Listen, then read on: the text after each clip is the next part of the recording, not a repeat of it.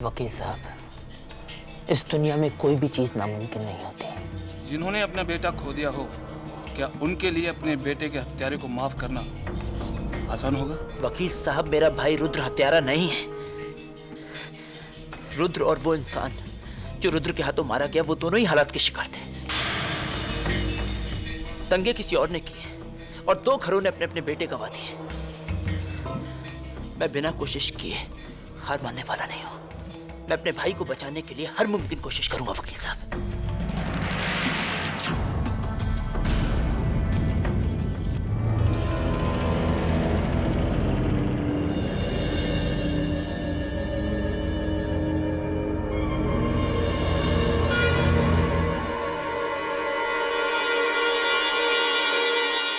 आप विशांत शर्मा के माता पिता और आप उनकी पत्नी। आप कौन हैं? जी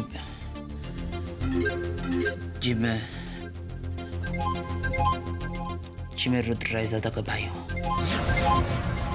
बहू, तुम अंदर जाओ। क्या लेने आए थे?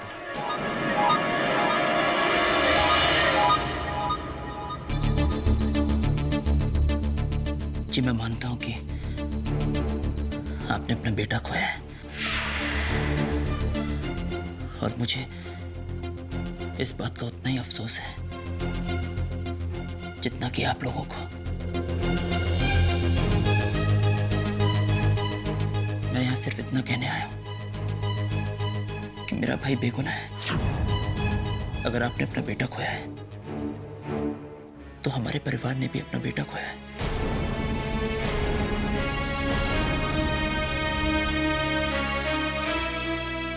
मेरे पिताजी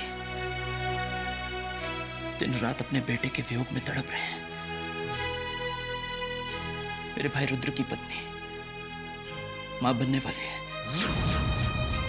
हर पल उसकी आंखों से आंसू बहते रहते हैं और वो दिन रात अपने पति का इंतजार करती रहती है। लेकिन मेरा भाई जेल की सलाखों से तब तक रिहा नहीं हो सकता जब तक आप लोग उसे माफ ना करते हैं। माफीनामे पर आप दस्तखत ना करते हैं। मैं ये सब आपसे इसलिए कह रहा हूं क्योंकि मेरे भाई ने जानबूझकर आपके बेटे की जान। बस एक सऊदी मत कहना। एक भाई मेरे बेटे का खून करता है और दूसरा भाई हम जब नमक छिड़कने आता है। हम अपने बेटे के हत्यारे को फांसी पर लटकना देखना चाहते हैं और तुम कहते हो कि माफीनामे में दस्तखत कर दें। आप प्लीज मेरी बात समझने की कोशिश कीजिए। मैं बस एक बार आपकी बहू से बात करना चाहता हूँ। मैं कहता हूँ जाइए जाइए आप।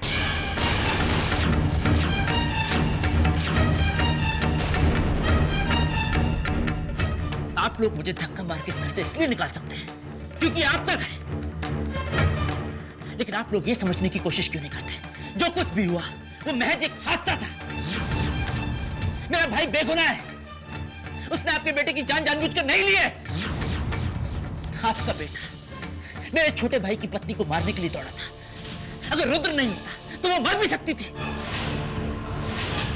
और तब आपका बेटा हत्यारा कहलाता। हाँ, आपका बेटा हत्यारा कहलाता।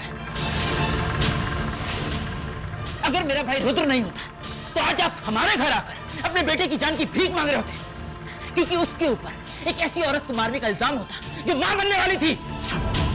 कितने पत्थर दिल इंसान हो तुम। मेरे मरे हुए बेटे को कटघरे में खड़ा करना चाहते हो, उस पे इल्जाम लगा रहे हो। बहुत बहुत शुक्रिया यहाँ आके हमें सबको दुख देने का। चले जाइए यहाँ से, चले जाइए, चले जाइए यहाँ से, चले जाइए।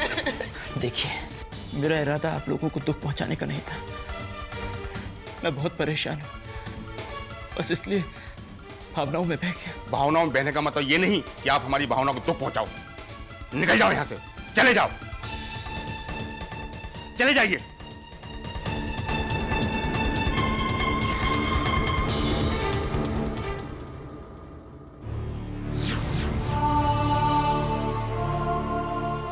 क्या करूं मैं, कुछ समझ में नहीं आ रहा है।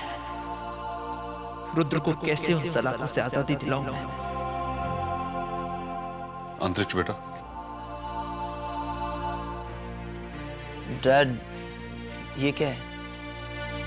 बेटा ये न्यू बॉम्बे वाली फैक्ट्री मैंने तुम्हारे नाम कर दी है।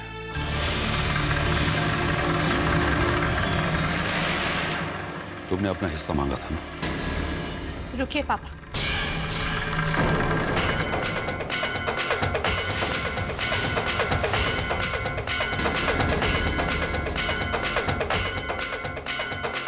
आप क्या कर रहे हैं पापा? आपने न्यू बॉम्बे की फैक्ट्री बिना किसी से पूछे, बिना किसी को बताए अंतरिक्ष के नाम कर दी। आज इसने कारोबार में अपना हिस्सा मांगा है, कल ये कहेगा कि ये पूरा घर इसके नाम कर दो। लेकिन पापा, इस घर की बड़ी बहू होने के नाते मैं ये कहने का हक रखती हूँ कि मैं ऐसा हरगिज नहीं होने दूंगी। जो इंसान भरोसे के काबिल ही नहीं है उसे आप घर या प्रॉपर्टी में से हिस्सा कैसे दे सकते? कल को अगर घर इसके नाम पर हो गया तो हो सकता है हमें घर का दरवाजा ही दिखा दे, हो सकता है हमसे कहे कि इस घर से ही निकल जाओ। नहीं पापा, आज आपने इसके नाम पर फैक्ट्री कर दी तो कर दी, लेकिन इसे कह दीजिए कि ये घर अपने नाम पर करवाने का सपना भूल जाए, क्योंकि मैं ऐसा होने नहीं दूंगी।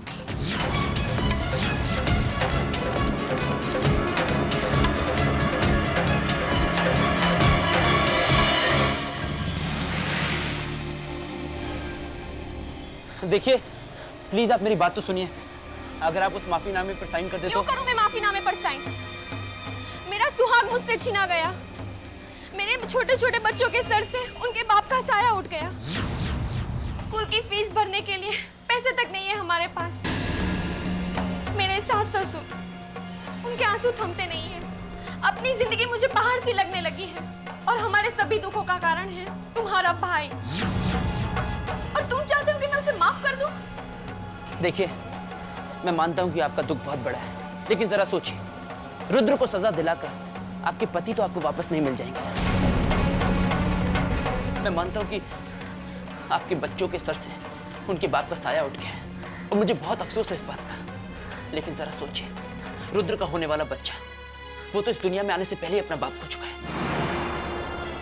आप प्लीज समझने की कोशिश कीजिए, वो एक हादसा था, मेरा भाई बेगुनाह है, वक्त और हालात का शिकार आपका परिवार भी हुआ है और हमारा परिवार भी। नहीं, आप हमारा दुख नहीं समझेंगे। मैं आपका दुख अच्छी तरह से समझता हूँ, लेकिन अगर मैं आपके बच्चों के भविष्य में आने वाली हर कमी पूरी कर दूं, अगर उनकी परवरिश में कोई कमी ना आए तो क्या आप उस माफीनामे पर साइन कर देंगे? ये मेरी प्रॉपर्टी के कागजात हैं और इनकी कीमत लाखों में नहीं करोड़ों में है। माफीनामे पर आपके एक साइन के बदले में मैं ये सारी प्रॉपर्टी आपके नाम करने के लिए तैयार हूं। जरा सोचिए, अगर आपने ऐसा किया तो आपका और आपके बच्चों का भविष्य हमेशा हमेशा के लिए सुरक्षित हो जाएगा।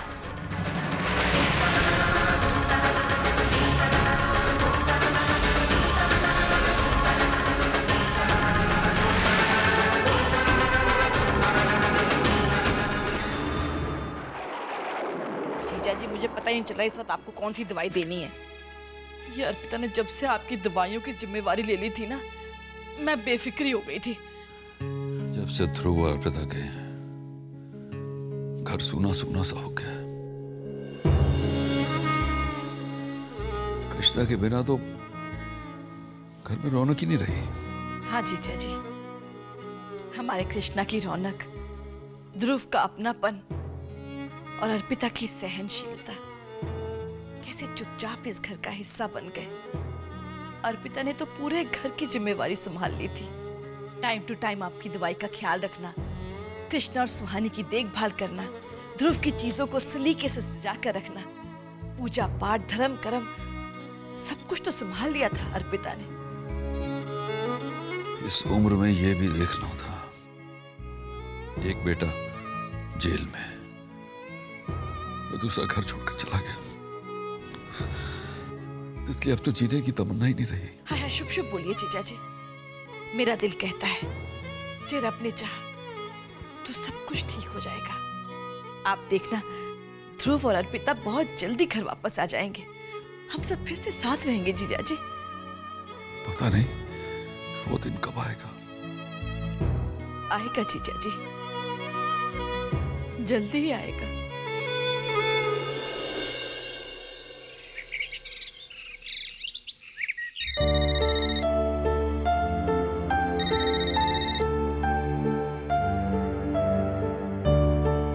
हेलो जी। तितली मामी, हम बोल रहे हैं। अर्पिता पुत्र, अभी थोड़ी देर पहले ही तुझे याद कर रही थी।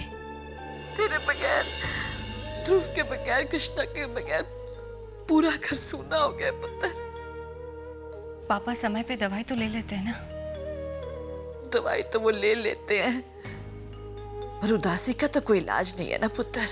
तितली मामी, निहारिका दीदी को डॉक्टर के पास चेकअप के लिए जाना है, आप उन्हें याद दिला दीजिएगा। अर्पिता, मैं याद दिला दूंगी निहारिका को। तू इस घर से चली गई है, पर तेरा दिल इसी घर में लगा हुआ है। तितली मामी, आप ही तो कहा करती थी कि फासले हो पर दिलों में दूरियां ना हो। जो रिश्ते मन से जुड़े होते हैं वही दिल के सबसे करीब होते हैं। जीवते रहो पुत्र, जीवते रहो। हम रखते हैं। ध्रुव जी, एक मिनट।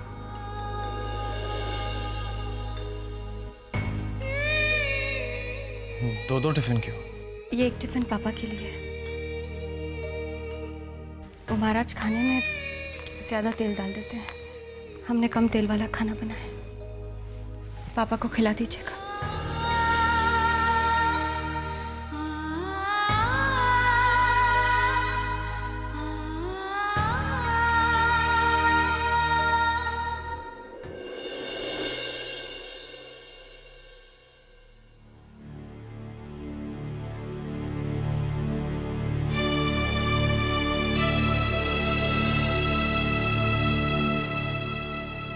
अंतरिक्ष, घर में सब कैसे? बात मिल गया, मुझे बहुत खुशी हो रही है। पापा, तितली मामी, ध्रुव, अर्पिता, काजल सब बहुत खुश होंगे ना? वो ठीक है रुद्र, और निहारिका भी ठीक है। सबकी बहुत याद आती है अंतरिक्ष। न जाने अब कभी सबसे मिल पाऊंगा भी या नहीं। शायद किस्मत में यही सलाख है जिंदगी भर। नहीं रुद्र, तुम्हारी किस्मत इन सलाखों के पीछे नहीं है।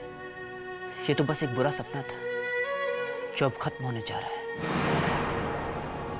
हाँ रुद्र, मैंने सब इंतजाम कर लिया है। आज का दिन खत्म होने से पहले तुम इस कैद से आजाद हो जाओगे। हाँ रुद्र, मैं सच कह रहा हूं। मैं तुम्हें घर ले जाकर सबको बहुत बड़ा सरप्राइज देना चाहता हूं। सच? अंतरिक्ष, तुम कोई मजाक तो नहीं कर रहे ना? नहीं रुद्र, मैं मजाक नहीं कर रहा हूं, मैं सच कह रहा हूं। अंतरिक्ष, ये सब हुआ कैसे? वक्त आने पर तुम्हें सब कुछ पता चल जाएगा। इस वक्त तुम इस बारे में सोचो कि तुम्हें घर में वापस देखकर सब लोग कितना खुश होंगे।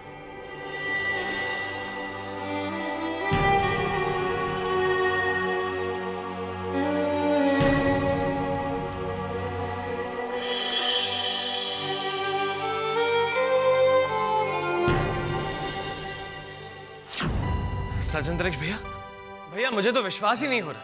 हाँ ध्रुव, मैं सच कह रहा हूं। आज शाम तक रुद्र घर वापस आ जाएगा। पर भैया, ये सब हुआ कैसे? ध्रुव, वो मैं सारी बात तुम्हें बताऊंगा, लेकिन उससे पहले मुझे तुमसे एक काम है। मुझे एक फेवर चाहिए तुमसे।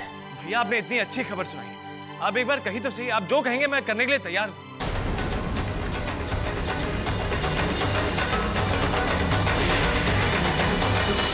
ये भी कोई पूछने वाली बात है? आप भी ना। अर्पिता, एक बहुत अच्छी खुशखबरी है। रुद्र भैया आज जेल से रिहा रहे हैं, वो घर आ रहे हैं। सच? हाँ, अभी अंतरिक्ष भैया ने फोन करके बताया। हे भगवान, तेरा लाख लाख शुक्र है। घर पे सब लोग कितने खुश होंगे ना ध्रुव जी। और निहारिका दीदी, उनकी खुशी का तो कोई ठिकाना ही नहीं होगा।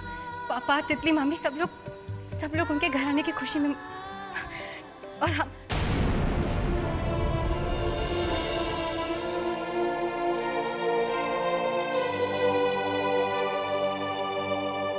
क्या हुआ अर्पिता? अर्पिता, आज हम अपने घर वालों के साथ नहीं हैं तो क्या हुआ, लेकिन उनकी खुशी में खुश तो हो सकते हैं ना। हम भगवान जी को भोग लगा कर आते हैं। हमने बहुत प्रार्थना की थी रुद्र भैया के लिए कि रुद्र भैया जेल से छूट जाए। कहीं ना कहीं हमें ये बोझ लग रहा था कि रुद्र भैया हमारी वजह से जेल गए। अर्पिता, ये सब तुम्हारी प्रार्थनाओं का तो असर है। तुम जाओ, भगवान जी को भोग लगा कर आओ।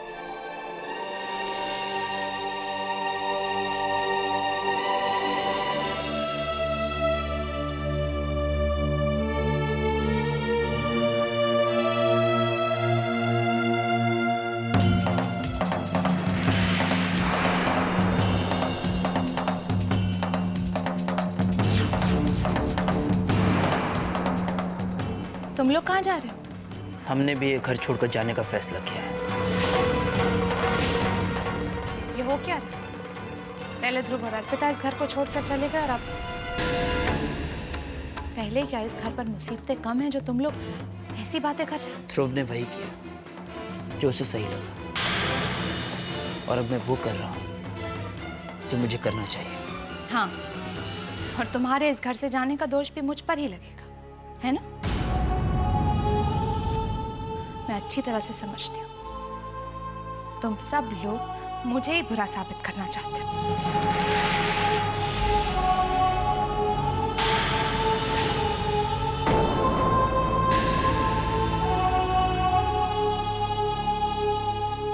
नहीं निहारिका पुत्र, तो ऐसे हर बात का गलत मतलब क्यों निकाल लेती है? तितली मामी, अब आप लोग कहाँ जा रहे हैं? पिछले दिनों घर में जो कुछ भी हुआ उससे मन बहुत बेचैन है। तो मैंने और जीजा जी ने सोचा है कि मन की शांति के लिए हम चारों धाम की तीर्थ यात्रा पर चले जाएंगे। सब मुझे अकेला छोड़कर जा रहे हैं? आप सबको मुझ में इतनी बुराइयां दिखती हैं? बात बुराइयों या अच्छाइयों की नहीं है निहारिका। तुम्हें तो मेरा इस घर में रहना कभी भी पसंद नहीं था, तो मैंने ये सोचा कि अगर एक छत के नीचे रहते हुए भी हमारे दिलों में इतनी दूरियां हैं तो बेहतर यही होगा कि हम सब दूर रहें। तुम ऐसा सोचते हो तो मैं क्या कर सकती हूँ? लेकिन तितली मामी, पापा जी, आप लोग? जीजा जी ने कहा ना, हम मन की शांति के लिए तीर्थ यात्रा जा रहे हैं।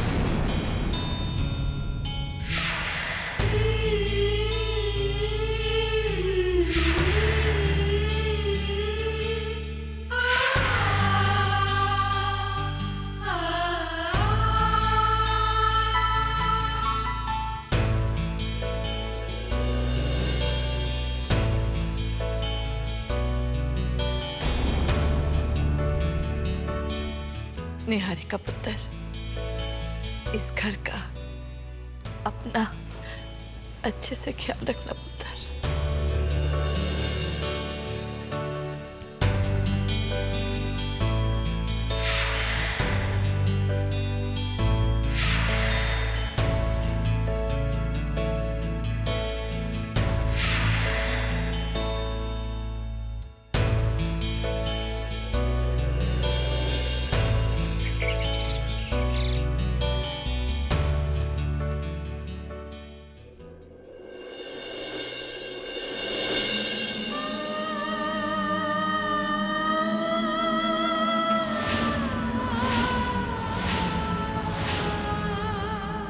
रुद्र, तुम जेल से अचानक?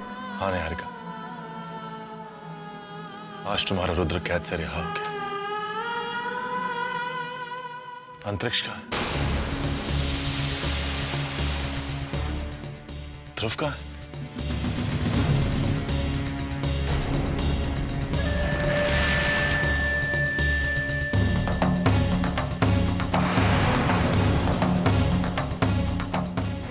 गले लगाना चाहता हूं तो भी मेरे मन को शांति मिलेगी। कहाँ है वो लोग?